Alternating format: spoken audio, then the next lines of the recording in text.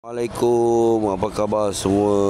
Okey, 21 hari bulan November 23. Okey, kita cerita sedikit Rusia sekarang push hard di Kupiansk juga, dan dengan serangan Rusia ke hadapan dengan setiap kumpulan 2 tank dan dengan askar yang sedikit membersihkan kawasan-kawasan yang masih askar Ukraine dengan machine gun yang tertinggal dan yang masih bertahan, dan membersihkan periuk api yang Ukraine tinggalkan.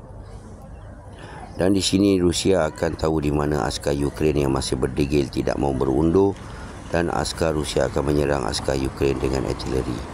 Dan kita sekarang lihat askar Ukraine sekarang memang dah terlalu lemah. Terlalu lemah, sebab tu Rusia melakukan ofensif menekan mereka supaya berundur.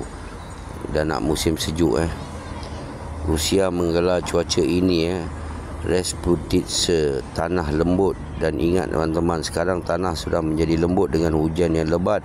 Dan sekarang musim, bila salji turun, tanah akan berkeras balik dan suhu menjadi sejuk, air menjadi ais, dan Rusia akan memulakan ofensif besar-besaran. Inilah cuaca US takut dengan askar Rusia. Sebab tu mereka menyediakan Kiev sekarang untuk bertahan di Christmas ni. Kerana equipment Rusia dan senjata mereka kebal dengan cuaca sejuk, mereka dah prepare. Dan Rusia tidak akan rehat dengan cuaca begini. Dan Rusia akan membuat Ukraine akan sibuk hari-hari seperti tahun lepas bulan 12. Dan dari Yuri Podolyak, dia adalah rakyat Rusia yang berasal dari Sumy di Ukraine. Dia berkata Rusia sedang proses untuk menyerang, dan Rusia akan sedang mendapatkan industrial Ukraine di selatan dan coke factory dan kampung di Bordichi dan Orteshenia. Rusia cuba menawan kampung-kampung kecil ini. Kalau tahun lepas Rusia bergerak hanya 100 meter sehari, dan sekarang kita lihat askar Rusia bergerak lebih jauh dengan kumpulan yang kecil di Ukraine dengan lebih cepat. Kerana kelemahan yang Ukraine ada dengan orang muda mereka dah KIA, Kill in Action, dan tidak ada orang muda lagi di Ukraine kerana mereka semua sudah dihantar ke perang dan mereka kebanyakannya dah terkorban. Dan kekurangan senjata, sebab itulah Jerman cuba memberi Patriot missile pada Ukraine sekali lagi untuk mempertahankan Kiev di Christmas ini, bulan 12 ni lah. Walau Santa Claus pun takut nak terbang dengan rusa-rusanya kerana takut kena Kim Zhao missile atau kamikaze drone Iran yang berterbangan di udara Kiev. Ini bukan lawak, ini berita yang benar. Dan Rusia akan cuba menyelesaikan perang Ukraine ini sebelum 2025. Lepas itu standby Taiwan, yang US tabur dana untuk menyediakan tentera dan senjata di Taiwan. Dan China dan Rusia akan bersama berdepan dengan US. Adakah ini yang US nak? Kerana pertemuan terakhir Xi Jinping dengan Biden tempoh hari tak dapat menahan US untuk mendengar kata-kata China, jangan bagi Taiwan senjata, tapi US berdegil. Adakah Hong Kong berada dalam kesusahan selepas join China? Saya rasa tidak.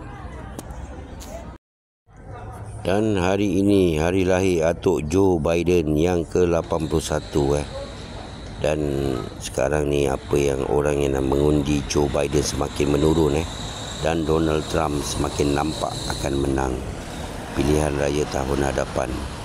Dan Demokrat Parti Biden juga sekarang mula berfikir, kenapa Trump hanya muda 3 tahun dari orang-orang daripada Joe Biden? Kenapa masih orang menyukai dia? Tapi kenapa Joe Biden ni orang dah ingat dah terlalu tua untuk menjadi presiden US. Dan BBC News pula berkata dah sepatutnya orang yang lebih tua ke tepi untuk memberikan orang yang lebih muda kemudi US tahun hadapan. Dan Pentagon pula ketuanya Lloyd Austin ke Kiev. Dia berkata saya ke Kiev untuk Ukraine akan dapatkan support daripada US as long as it take, dan saya tak rasa dia beri apa yang Ukraine nak. Dan interview dari Podolyak, Ukraine harus menawan Crimea untuk menjadikan Ukraine negara kuat. Dan wartawan bertanya kepada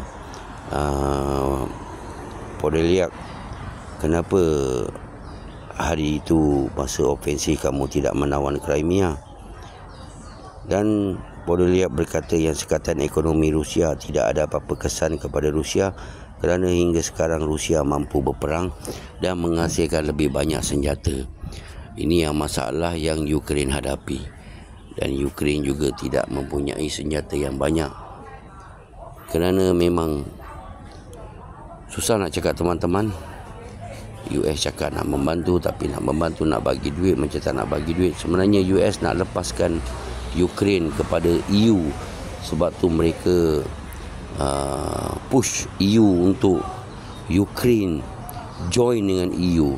Jadi lepas ni yang akan memberi senjata dan bantuan duit semua adalah EU, bukan lagi US. Dan US sekarang betul-betul terdesak nakkan gencatan senjata di Palestin. Sekarang dia minta tolongan Qatar untuk berbincang dengan Israel untuk melakukan gencatan 5 hari sahaja. US terdesak.